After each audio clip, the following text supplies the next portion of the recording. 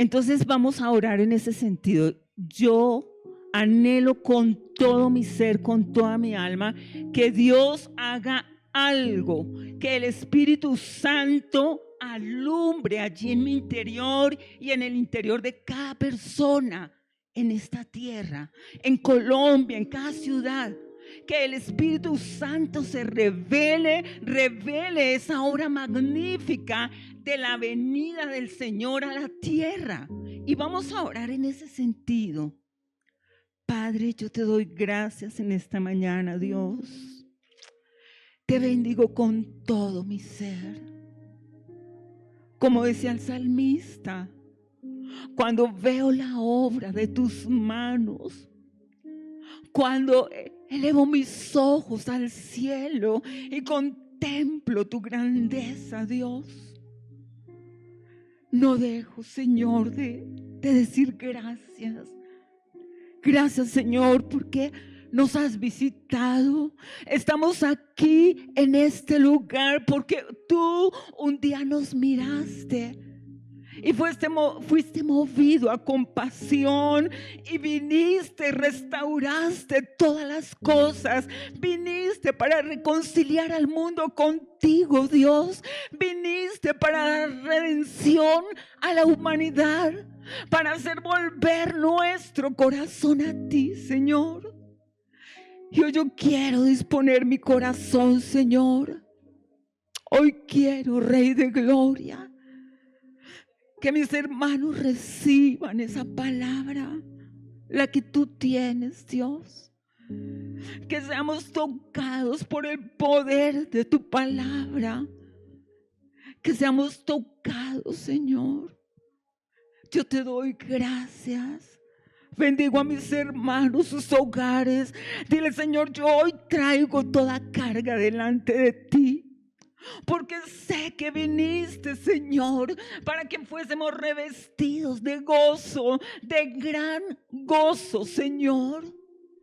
Y yo quiero dejar atrás toda tribulación, toda angustia. Yo hoy decido recibir tu paz. Yo hoy decido recibir el gozo tuyo, inefable en mi vida, en mi mente, en mis emociones, Señor.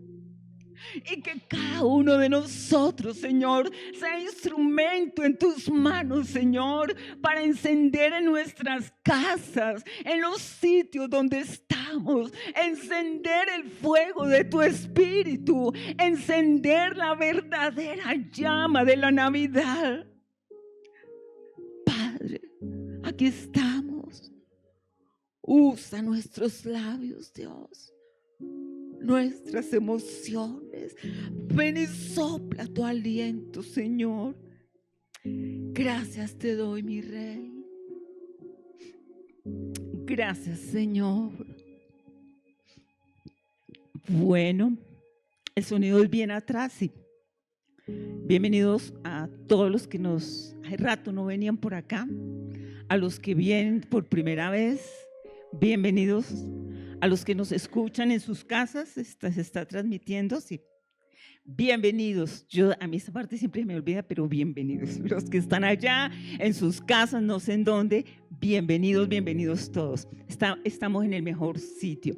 Bueno, cuando yo estaba mirando el tema, dije, pues, ¿de qué vamos a hablar en diciembre? Pues de Navidad, ¿cierto?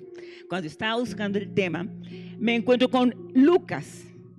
Una introducción al libro de Lucas, de una Biblia de estudio.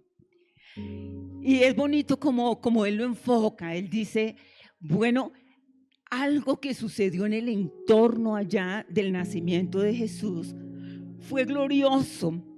Vemos a una María asombrada y vemos cómo compone un cántico de adoración al Señor. Vemos a un Zacarías. Estoy hablando de los entornos, ¿cierto? De ese momento. Vemos a un Zacarías viejito riendo de gozo por el nacimiento de su hijo, ya a una edad muy avanzada. Vemos a los pastores gozosos.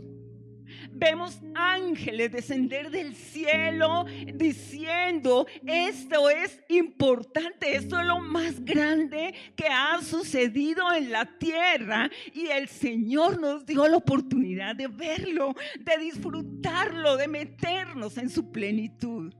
Y este momento, a mí me gusta que aprovechemos cada momento que Dios nos permite. Si usted en su casa celebra la Navidad y si hay regalos, usted debe hacer un pare y decir, un momento, la Navidad va más allá de las cosas físicas, más allá de los árboles, de las luces, va mucho más allá. Hay dos contextos. Y de esto voy a hablar ahora. Es fácil hablar de lo que sucede en el mundo físico, ¿cierto?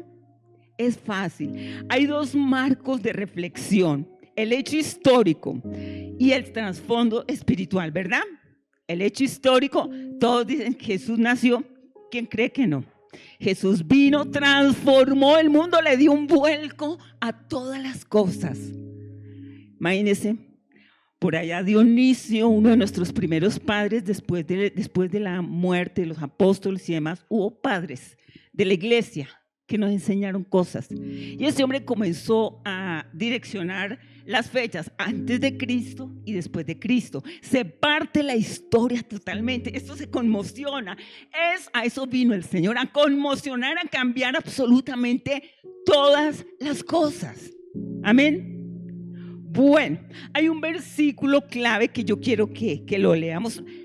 Si yo voy a hablar de versículos claves para hablar del Señor Jesús, tengo que irme a toda la Biblia, toda la Biblia. Si yo me voy a Juan 3:16, ¿qué dice? Ustedes se lo saben. Pasaron. Entonces, toda la Biblia apunta al Señor Jesucristo, a la obra redentora desde Génesis. Toda la Biblia habla del Señor Jesús. Es profética con relación a la venida del Señor. Pero este versículo es del contexto, del momento en el que estaban sucediendo los hechos. Porque una cosa son los hechos que fueron poderosos, que fueron reveladores, que fueron llenos de la gloria de Dios. Claro, si Dios estaba ahí en medio planeándolo todo, el Padre estaba ahí planeándolo todo. Entonces, vamos a mirar Lucas 2:10 al 11. Está por acá, Lucas 2:10 al 11. Ustedes lo pueden leer conmigo, ¿vale? Está acá y está allá en el tablero de adelante. Dice, pero el ángel les dijo.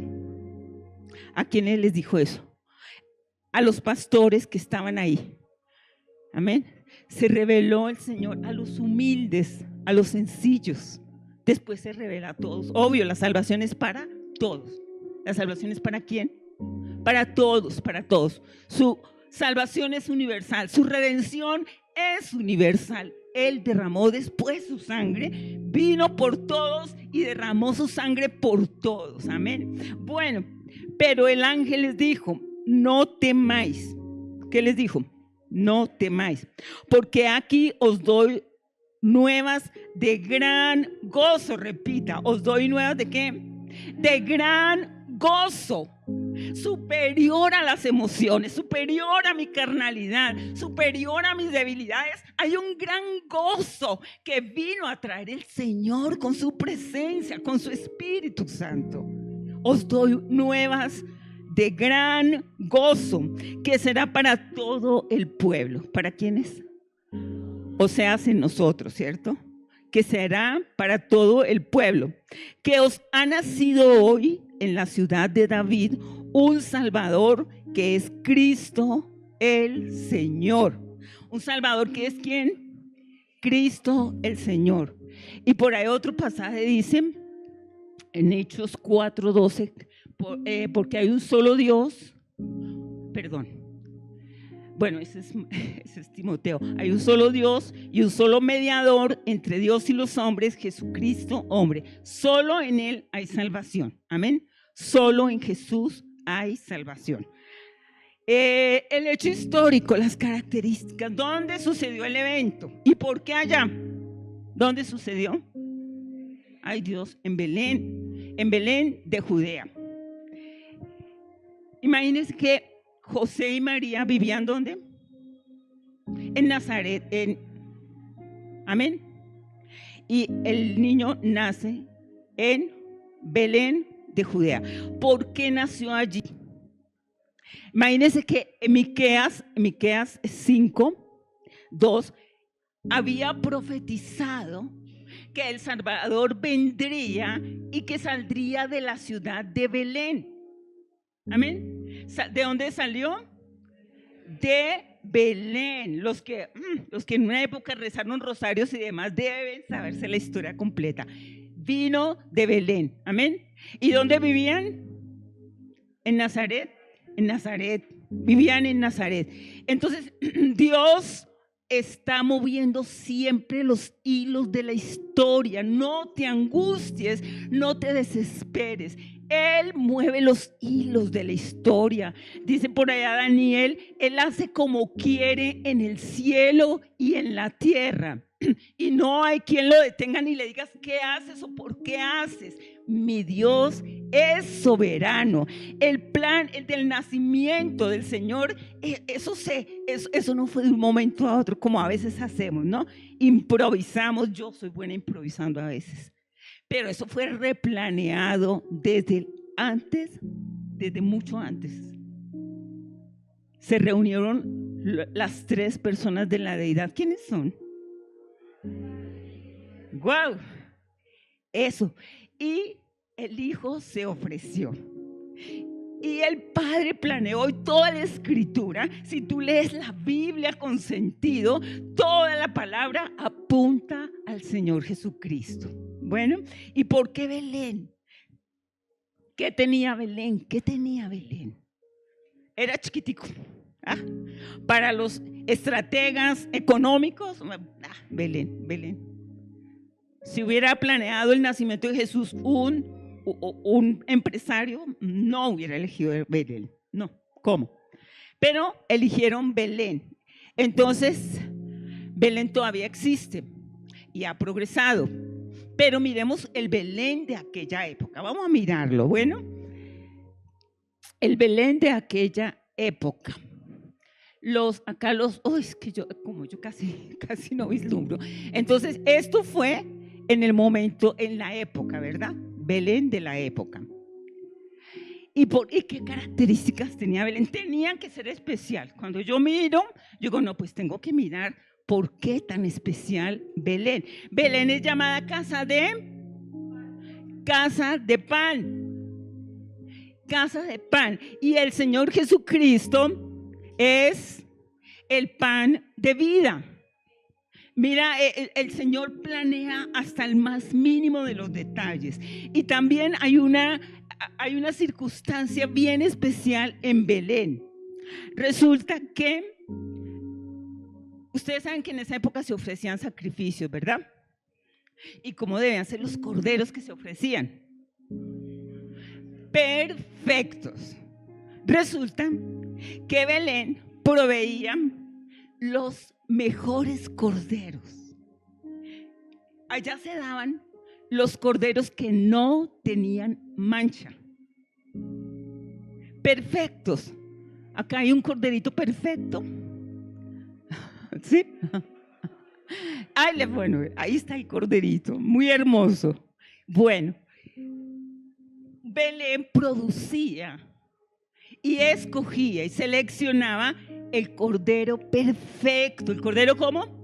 Perfecto para el sacrificio. Juan 1:36 dice, y mirando a Jesús, ¿quién lo estaba mirando? Juan Bautista.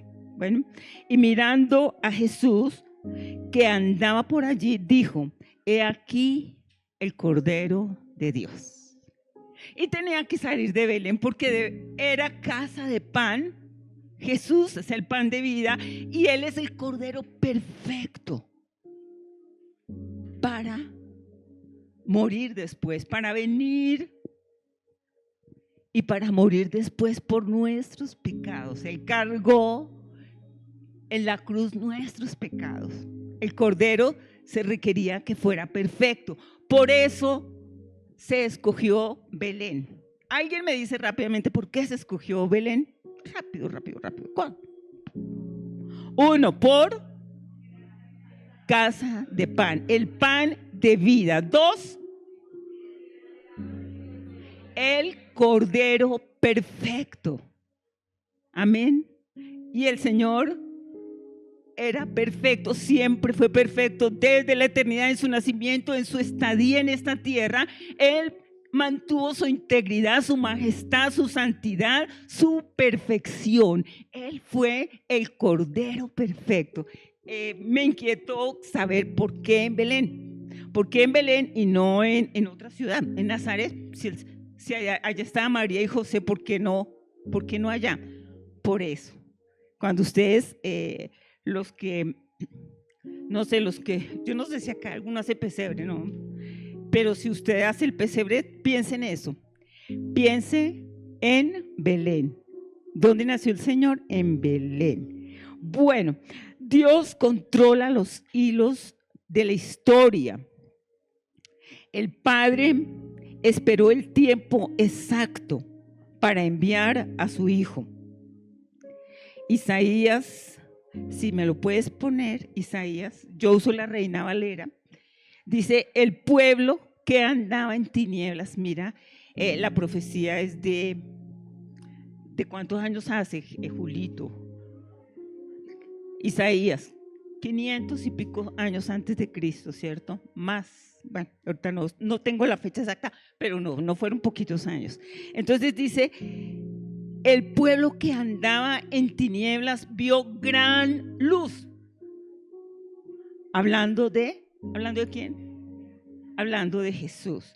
Vio gran luz. Los que moraban en tierra de sombra de muerte, luz resplandeció sobre ellos.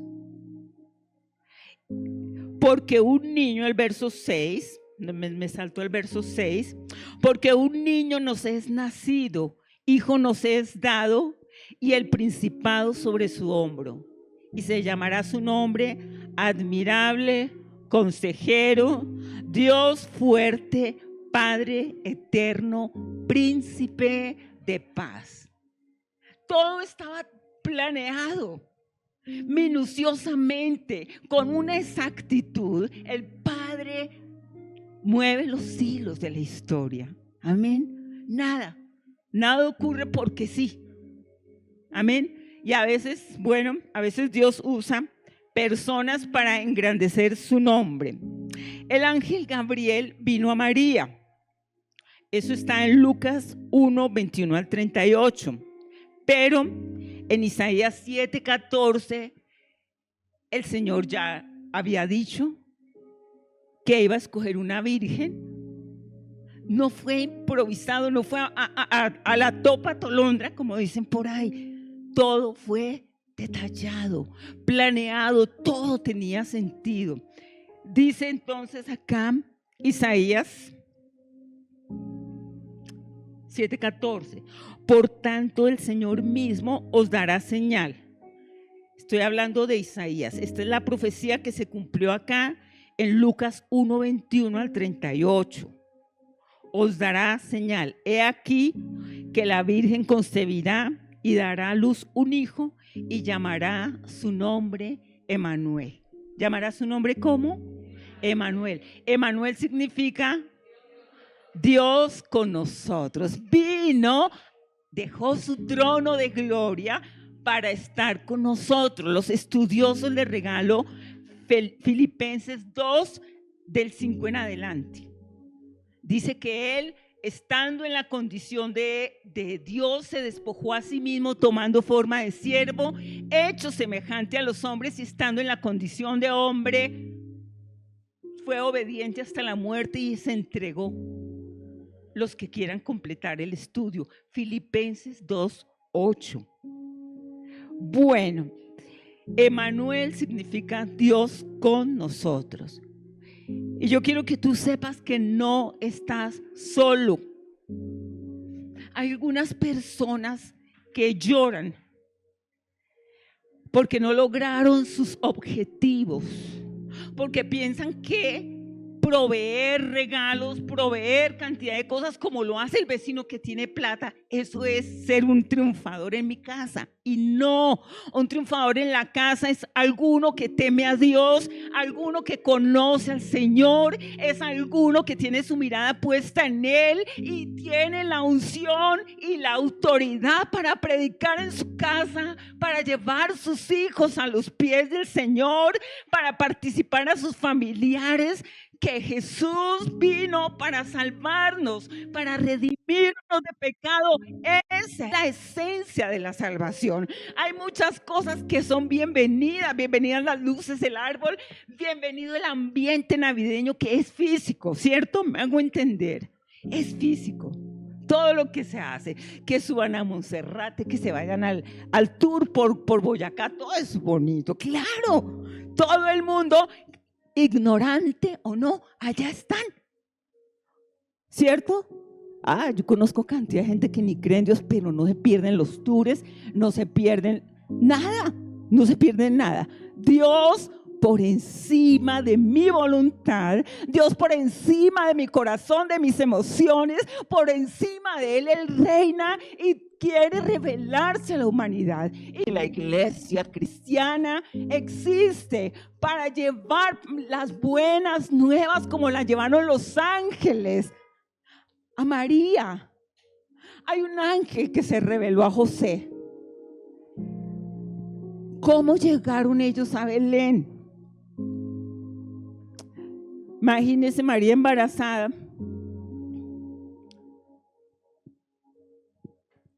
El ángel se reveló. Ojo, Dios puede revelarte cosas grandes, muy grandes, pero necesitas andar de su mano. El ángel se reveló a José en sueños. Él le dijo: ay, vea, querido, usted vivía sin propósito, ¿cierto? Jesús trae propósito a la vida de las personas. Yo no sabría qué sería mi vida si Él no existiera, si Él no guiara mi caminar. Yo no sabría en qué andaría.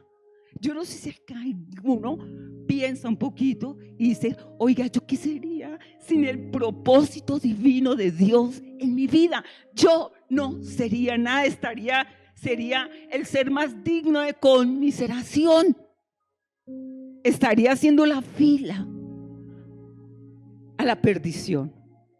Pero Él vino y da propósito a nuestra vida. José entendió, imagínense la responsabilidad de José. Estaba fresco, tranquilo, solterito, y llega el Señor y le delega esa función. Usted va a ser el padre del Hijo de Dios. Usted va a ser el padre del Hijo de Dios. Este hombre tuvo que quedar en shock. No solo María, este hombre quedó en shock. La responsabilidad. Señor, listo, yo a mis hijos miro cómo los crío, pero es que tú me entregas a tu hijo para que yo lo eduque, ¿cierto? Para que yo lo guíe. Tú me lo entregas. Era Dios siempre, fue Dios, dejó su trono de gloria. No comenzó acá en Belén, no, desde antes de los siglos, por la eternidad siempre existió. Él es eterno, es eterno. Amén. Imagínense el tremendo trabajo de José. Le cambió la vida. ¿A cuántos les cambió acá la vida el Señor?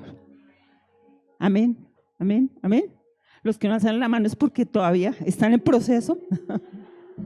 Yo estoy en proceso también, pero sí, Él me cambió. Me redimió, me llenó de gozo, me llenó de su espíritu. Sí, amén, amén, amén. A eso vino el Señor, a salvarnos, pero a cambiar la oscuridad por luz, a cambiar las tinieblas por su gloria, por el resplendor de su presencia. Entonces me siento plena. ¿Usted se siente pleno en Dios? ¿Amén? Bueno, amén.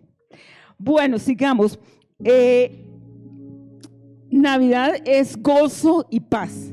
Lo hemos leído ya en el versículo primero, pero ahorita lo vamos a leer de nuevo todos. Bueno, Lucas 2:10 al 14. Bueno, todo lo vamos a leer al tiempo, no los voy a interrumpir. Bueno, dice, está hablando de los pastores. Mira el Señor. Ellos tenían un corazón dispuesto.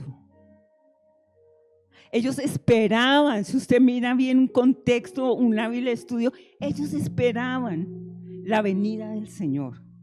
Al igual que Zacarías, al igual que Ana la profetisa. ¿Ustedes recuerdan a Ana la profetisa? Estaba en ayunos y en oración. Y ustedes se acuerdan de Simeón, allá ustedes lo pueden ver en Mateo. El hombre, Dios le prometió, vea, usted no se va a morir hasta que no vea al Salvador del mundo. Así que todas estas personas que estaban expectantes de la venida del Mesías, ¿cuál fue la reacción? Se llenaron de gozo. Oiga, todo el mundo cantaba, todo el mundo componía poemas. La venida del Señor. Vino el Mesías a cambiar la historia de la humanidad. Amén. Ahora nos toca a nosotros la partecita nuestra, ¿no? Llevar las buenas nuevas de salvación. Mira, hay un término, en otra prédica hay un término que se repite muchísimo cuando el Señor anuncia el advenimiento del Mesías, y es: no temas. Escudriñen la casa, no temas. Le dice a María, no temas. Se le dice a Zacarías, no temas. Se le dice a los pastores, no tengan miedo, no teman.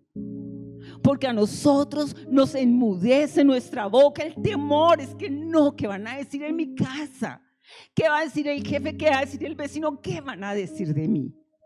Usted no debe temer. Hay más de 300 referencias al temor, ¿no?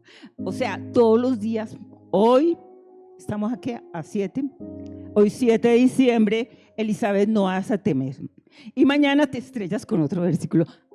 Niña, no vayas a temer. Glorita, no le temas al futuro. Porque es que lo coge a uno y le da duro. Las cosas que pasan físicas son duras. No, nadie dice que sean fáciles.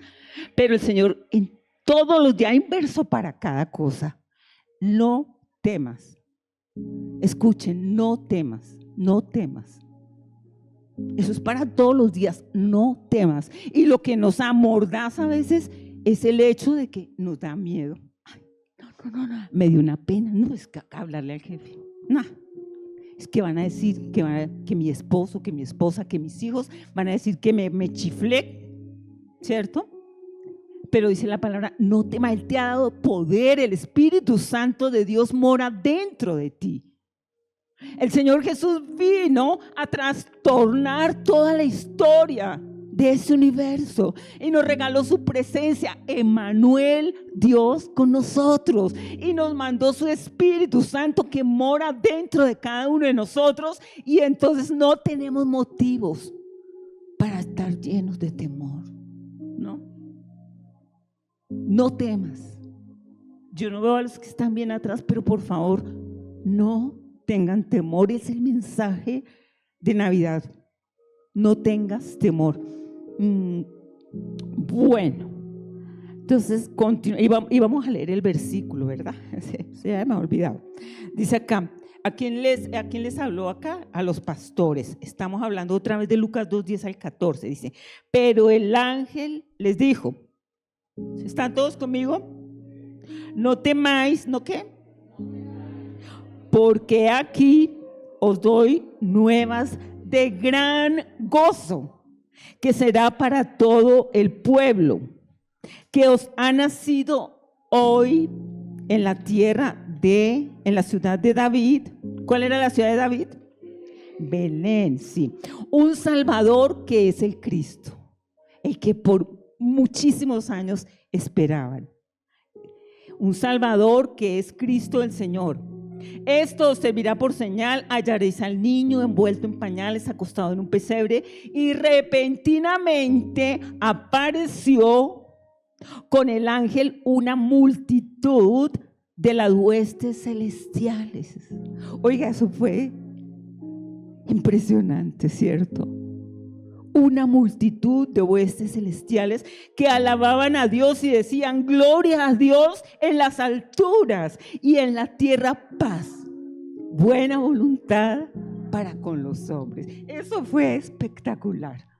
Y ahorita hay cantidad de canciones: gloria a Dios en las alturas, y en las propagandas lo dicen y la gente lo dice, y cuando rezan el rosario hay cantidad de verdades que dicen: gloria a Dios en las alturas.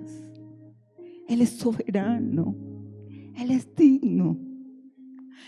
Él se humilló para redimirnos, para darnos vida, para rescatarnos del pecado. Él nos redimió.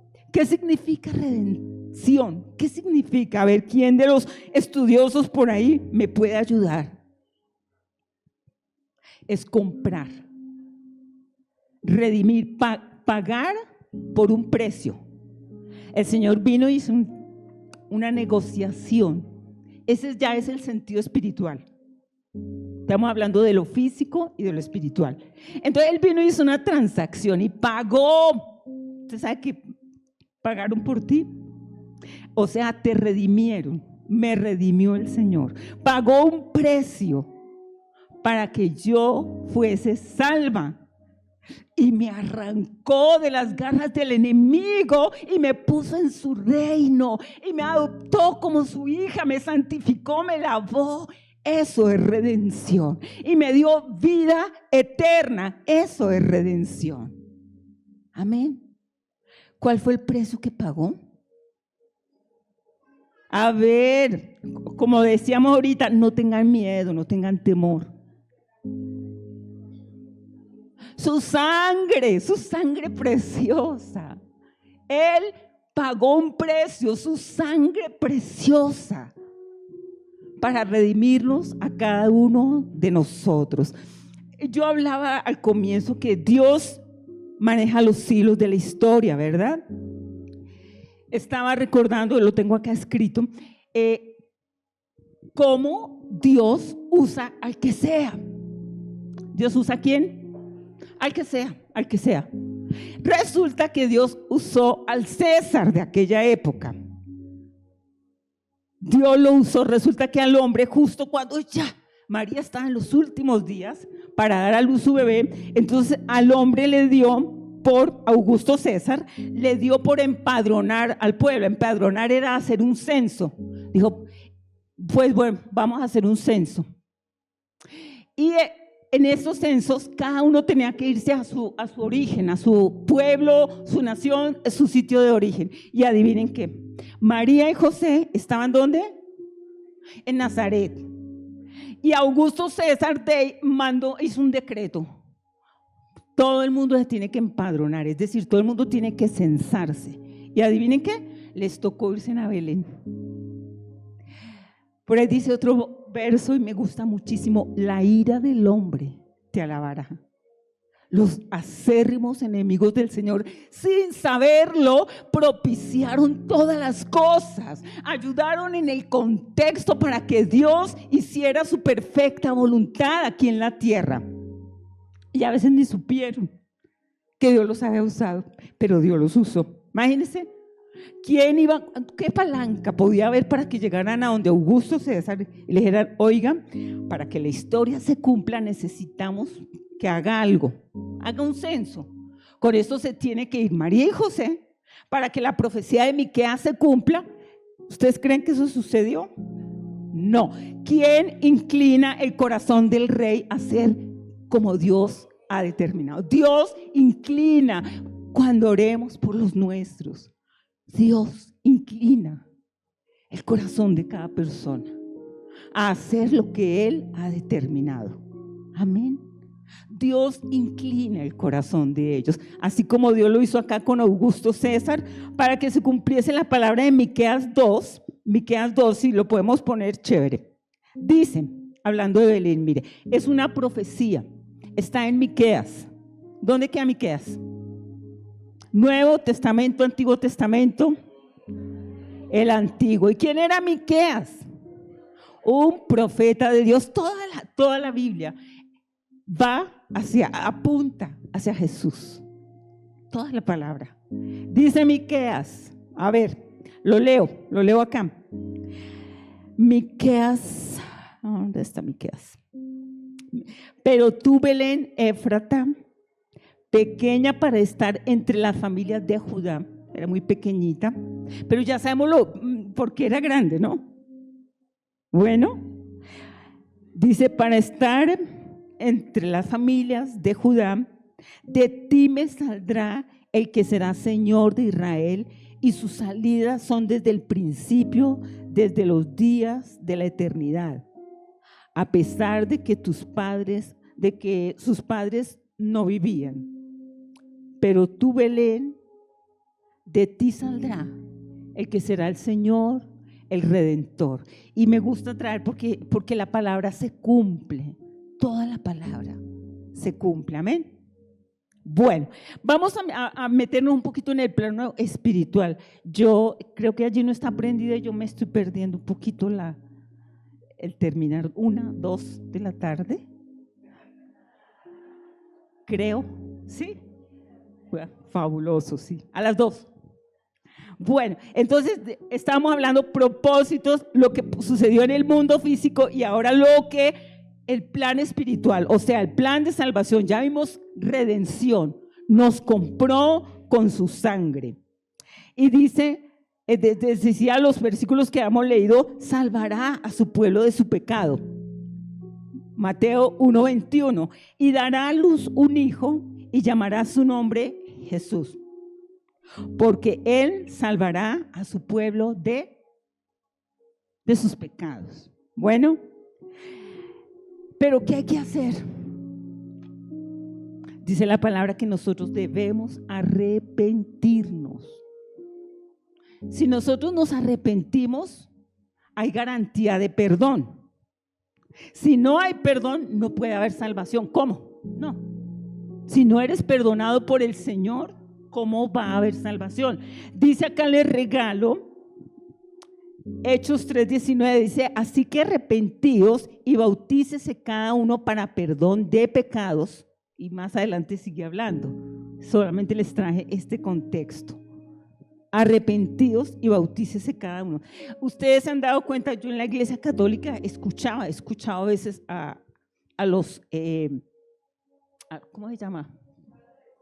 Sí, es para no decirles curas, pero bueno, los sacerdotes.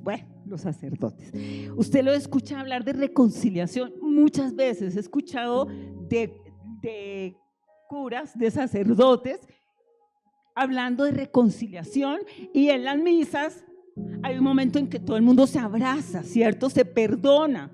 Navidad, yo he escuchado también a familias decir, este es tiempo de reconciliación, no puedes estar enemistado con nadie, es tiempo de reconciliación. Pero ¿por qué la gente habla de eso? Porque dice que las familias deben unirse y reconciliarse. Esto va más allá, esto viene del Padre, y les voy a leer. Ustedes de pronto saben, 2 Corintios 5, 17 al 20.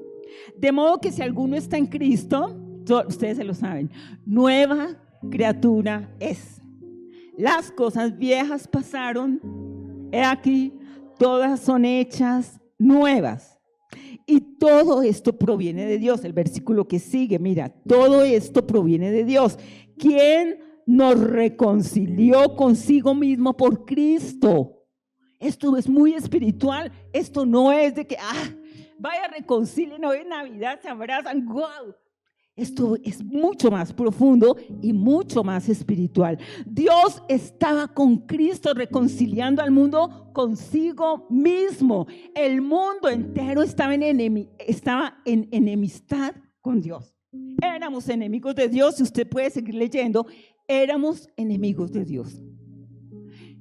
Y el Señor, a través de su obra magnífica de la redención, a través de la venida de su Hijo, nos reconcilió consigo mismo. Si yo estoy reconciliada con Dios, me es fácil reconciliarme con las personas.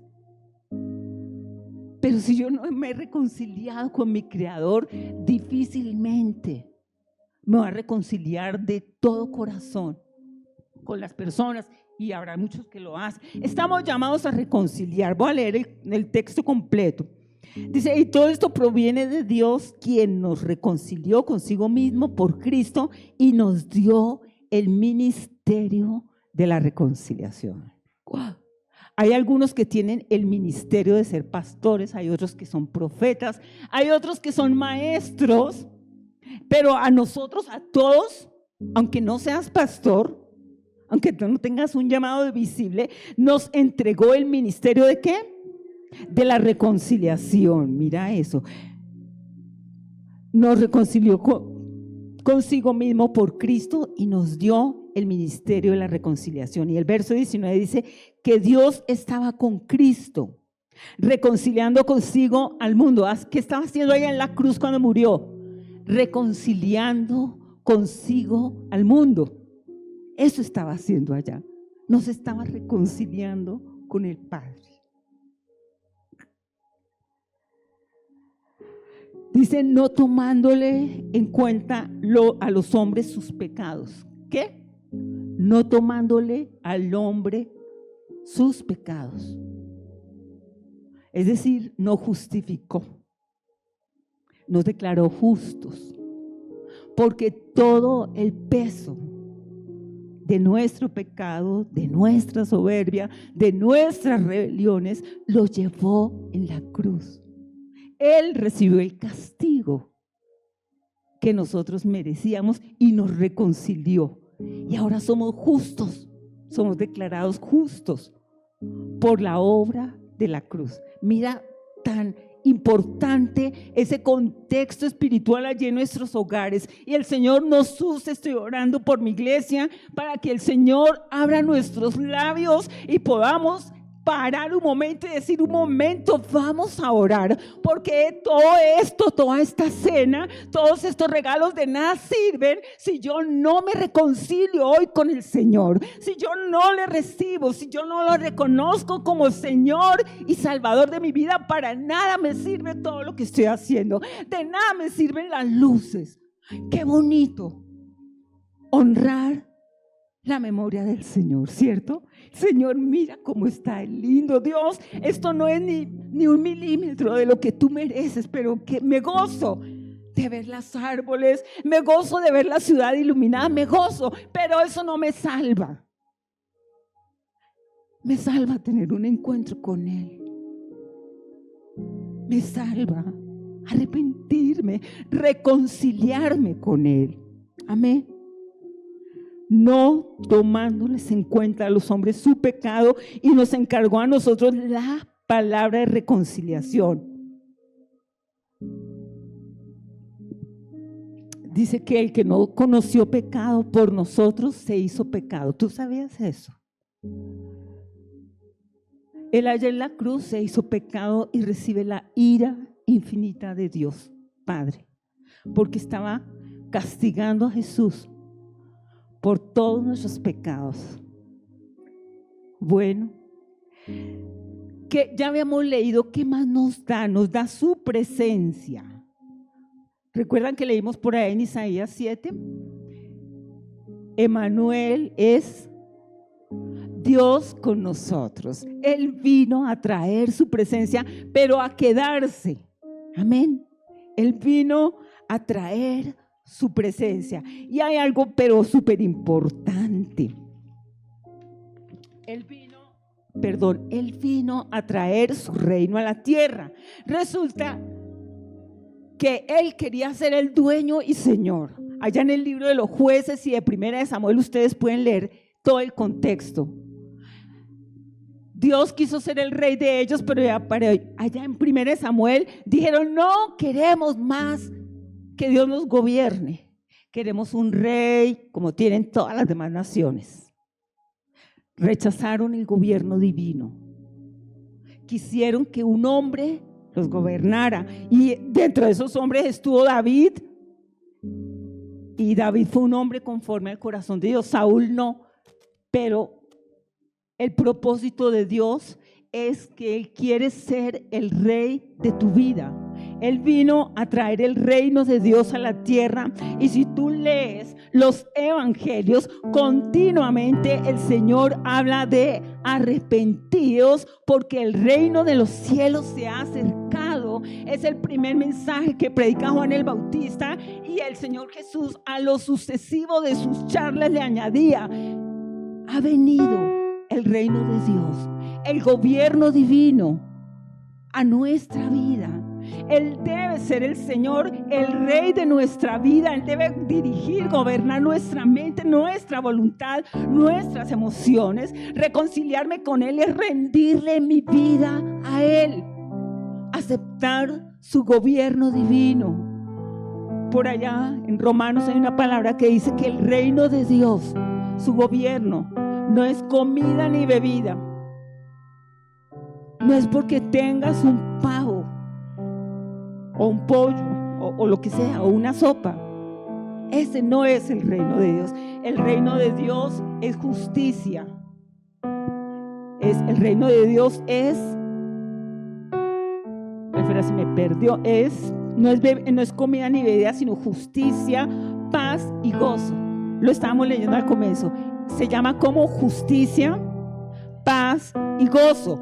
Cuando estés en tu reunión navideña, recuerda, es justicia. En mi casa no puede haber injusticia, no puede haber injusticia, no puede haber desolación, aunque vengan las pruebas, aunque vengan turbulencias.